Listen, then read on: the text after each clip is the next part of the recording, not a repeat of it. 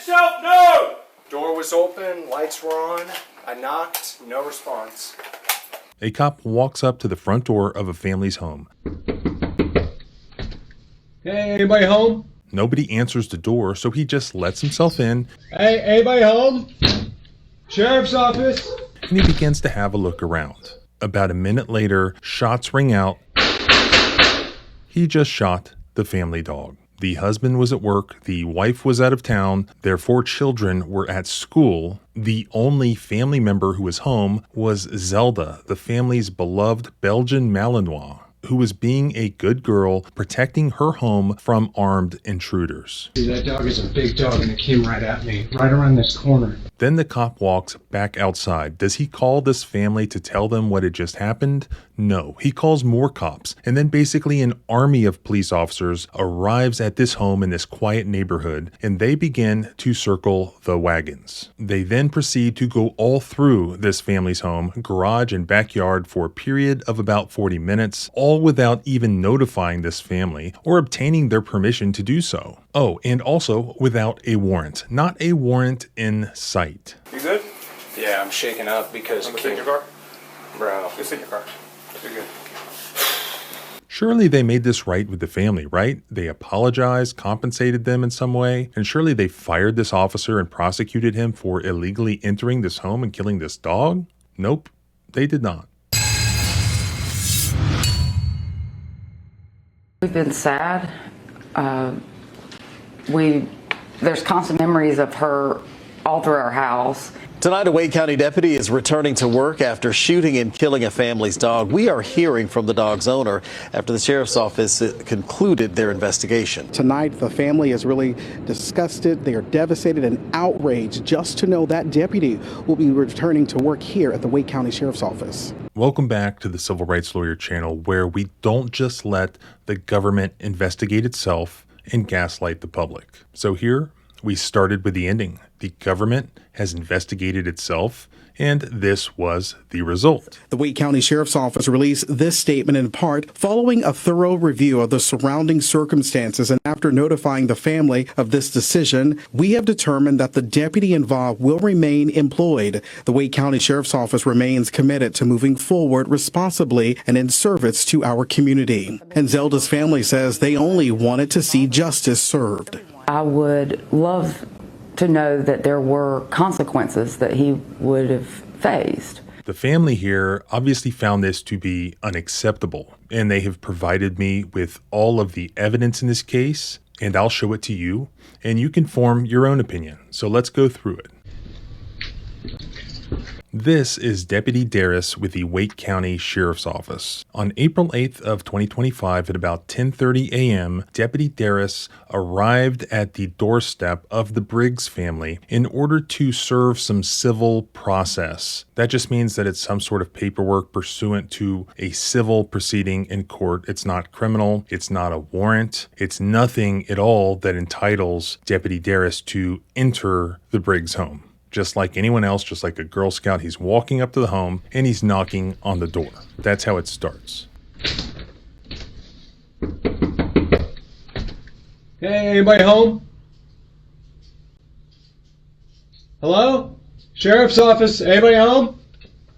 Now I have his police report, and this is what he writes. Upon approaching the home's front door, I could see the inner wood door was open. It was open at approximately 30 to 45 degrees, and the interior of the home was very clearly visible. I pulled back on the storm door and called out for anyone inside the residence, requesting if anyone was home to make themselves known and identifying myself as a sheriff's deputy. I heard no response during this time. So nobody had called for help at this house. There was no call for service. Deputy Darris had just decided that he was going to go to the front door of that house that day to try to serve this paperwork that he was being paid to serve by some party to some sort of civil litigation. He was not supposed to go inside that house. But when he gets there, he says that the interior wood door was open. We can see that the exterior storm door was closed, but we can't directly see the interior door. However, I do have the footage of the father in this family, Paul, leaving the house earlier that morning. And while we cannot see the door close, it sure sounds like that interior door is closing.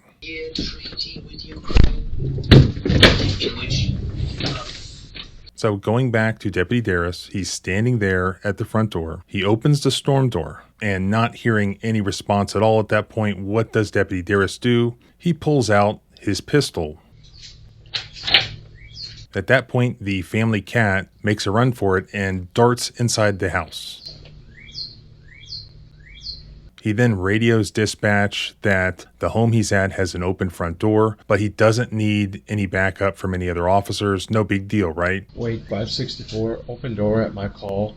No need for any additional at this time, I'll advise. Then he once again announces who he is. He hears no response. Hey, anybody home? So what does he do? He goes inside the house. Sheriff's office?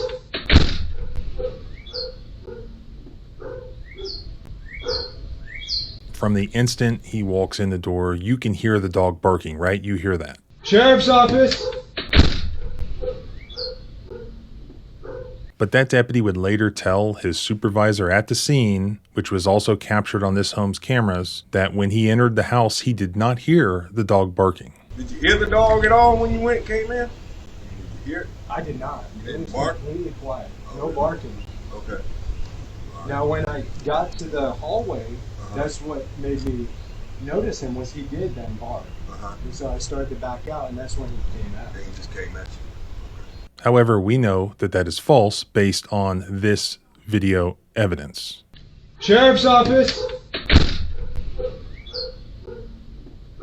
And actually, we hear the dog barking pretty much the entire time that the deputy can be heard walking through the house, searching the house. The whole time we hear the dog barking until all of a sudden shots ring out.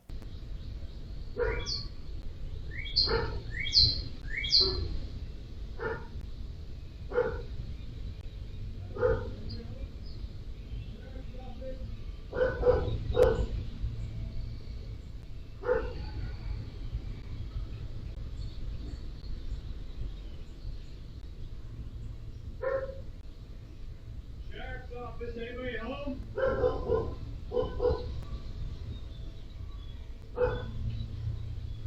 Did you hear the dog at all when you came in? Did you hear it? I did not. You didn't It was bark? completely quiet. No barking. Okay.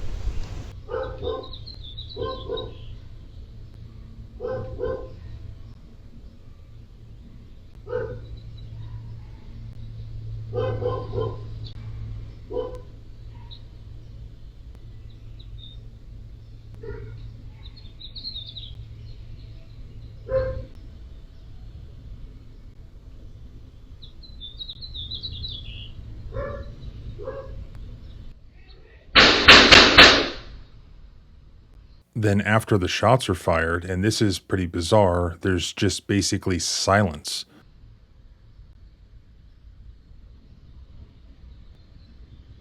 For somewhat of an extended period of time, nothing. It's just silence and silence and silence, and then out of nowhere, the deputy announces, for some reason, Sheriff's Department, after he's already fired multiple rounds inside this home. Sheriff's office, anybody home? And thankfully, nobody was home, but he was not done yet. So at this point, he goes outside.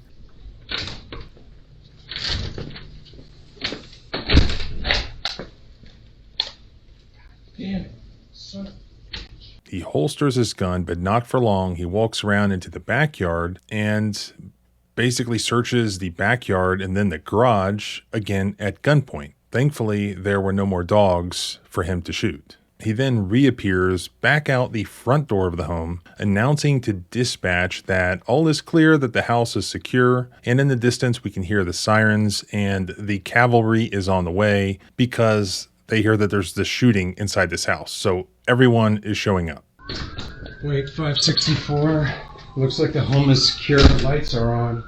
As a bunch of other police officers arrive at the scene, Deputy Darris then walks them back up to the front door of the house, and he's telling them what had happened. And then, as you'll see, all of these officers, along with the same one who just shot the dog, they all then go into this family's home.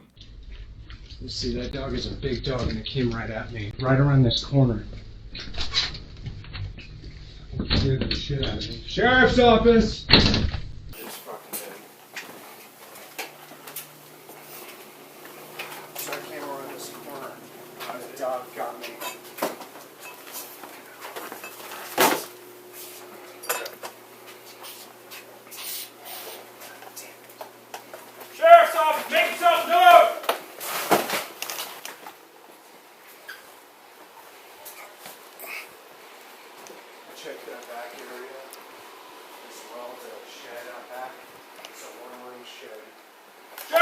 office. Make yourself known.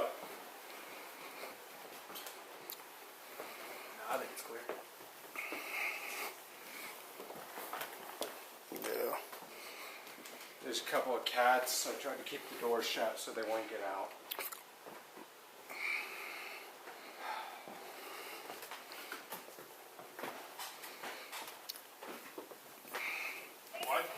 Why'd you come in the first place? Was the door open? Door was open, lights were on. I knocked, no response. And the door wasn't just like propped, it was open.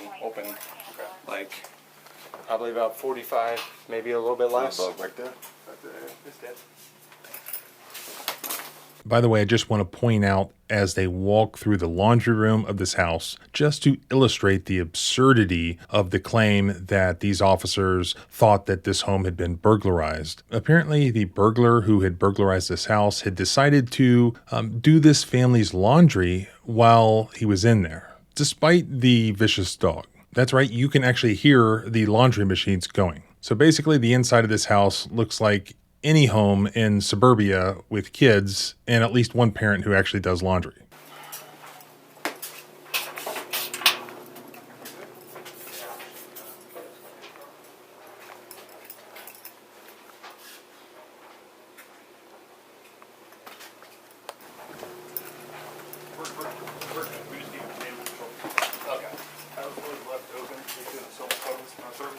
Dog came out, did him.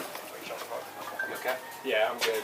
And then the cops have this sort of group meeting on the front porch, and you can see in their eyes and in their voices, they all know that this was not a good shoot, that this guy should not have been in the house to have a confrontation with this dog. And so you can almost see them formulating a plan to cover their own asses, literally right there on the spot. For instance, one of the cops says, yeah, the inside of the house does look kind of disheveled. I mean, go back and look at the footage of them walking through the house on their own body cams. For a house with 4 kids, that house is not disheveled. And even if it were disheveled, it looks absolutely nothing like the scene of a home invasion that is actively occurring so that the cops have to race in, guns drawn. Absolutely laughable, and they know it. Yeah, I don't think he broke skin, but he got me a little bit there. You're gonna bruise tomorrow. Yeah, I was like, It didn't break skin, so you're not gonna get shots or any of that he shit. came at me so fucking quick though. That's why I was like, in hindsight, I don't know if it was a break. I haven't even been able to look The really house at was that. just was kind of disheveled. That's how it was. The doors open, that was me, but some of them were open when I got here. Nobody's The lights home were though? on. We cleared it now? No. I haven't touched the lights.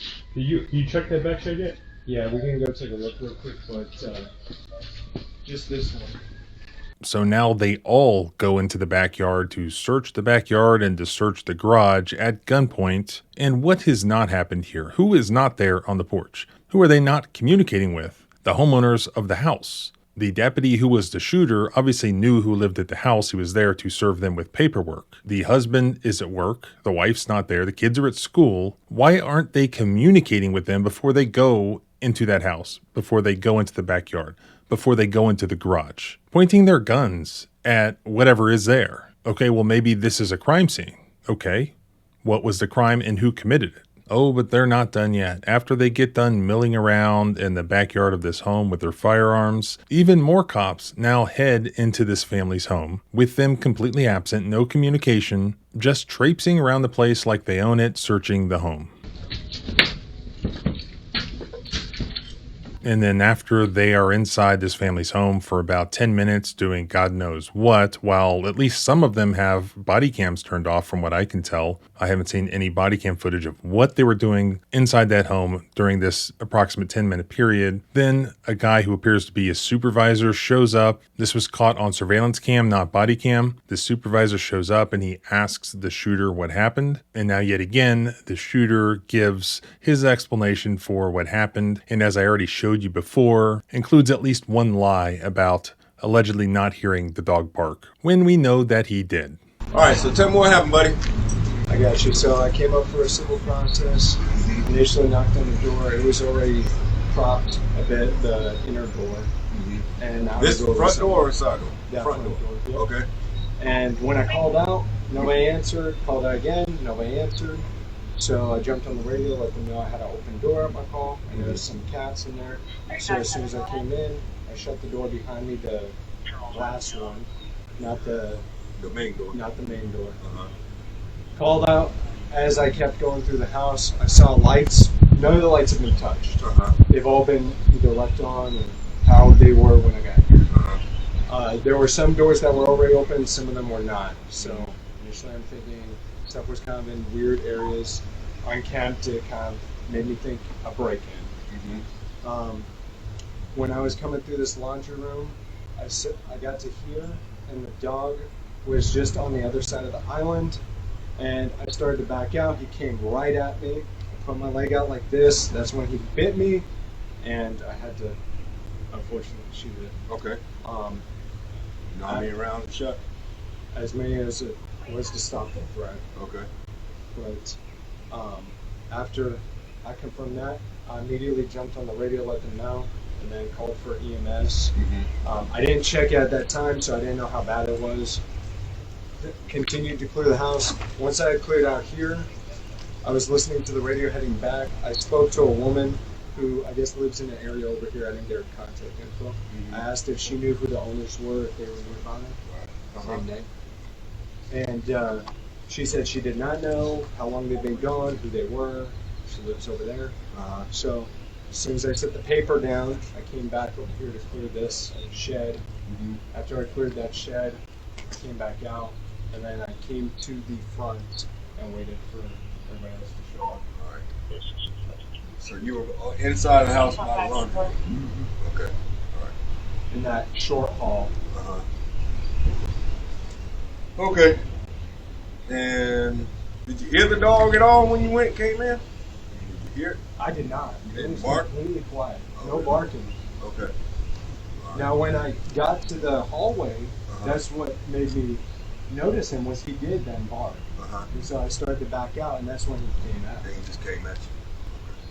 The law here is pretty simple. Without valid consent or exigent circumstances, a police officer may not cross the threshold of a residence without a warrant. Here, the officer was at the front door to serve civil service paperwork that did not authorize him to enter the home. He had no warrant to enter the home. He did not have consent, as nobody answered the door, and as far as he knew, nobody was home. The only possible justification for his entry is the existence of exigent circumstances, and that would be a belief that there is some emergency occurring inside. And here, the story that they came up with is that the officer believed that there had been a home invasion or a home invasion in progress. And pretty much the only evidence they're putting forward for this is the allegation that the door was at least slightly open. Not the actual outside door, but the door within that. The video evidence, unfortunately, doesn't show us conclusively whether or not that is true. Now, had the officer who was the shooter been wearing a body cam, we would know for a fact whether or not that was accurate. But for some reason, he was not wearing a body cam. So that evidence does not exist. Other than the allegation that the door was slightly open, I don't see any other evidence that would cause a reasonable belief that there was some emergency occurring inside the house. It can't be the case that anytime we have our storm door closed on our homes and the inside door open or slightly open, that the government can just walk on in to our house, firearms drawn, and do whatever they want, including shoot our dog. Absolutely not. There would have to be additional facts, such as a call for service. Somebody had reported something. The sound of screaming, somebody calling for help, something like that. None of that exists here. The alleged justification doesn't even pass the laugh test. It's completely absurd. And the more absurd thing is that, okay, even after that happened, did they do the right thing? No. Did they notify the homeowners and get consent to remain on the property, to go inside the house, to search it, to do whatever they were doing? No, they didn't do that. Instead, for 40 plus minutes, they excluded the homeowners and they treated this property as if it were their own. They completely spat on the Fourth Amendment rights, on the property rights of these homeowners. They illegally searched this house and entered this house multiple times with no justification. With 40 plus minutes, they had plenty of time, even if they didn't want to contact the homeowners for some reason, to get a warrant to enter. They did not do so. They completely disregarded constitutional rights here. And they didn't release their internal investigation, but they did release the results, which were that they allowed this deputy to come back to work. This is just despicable. But I'm just showing you the evidence here. You can form your own conclusion. And please let me know in a comment what that conclusion is. If I hear anything else, I'll let you know, and you can follow along by subscribing both here and at the blog at thecivilrightslawyer.com. You can follow me on X at JohnBryanESQ. Remember, our rights don't end where your fear begins. Freedom is scary. Deal with it.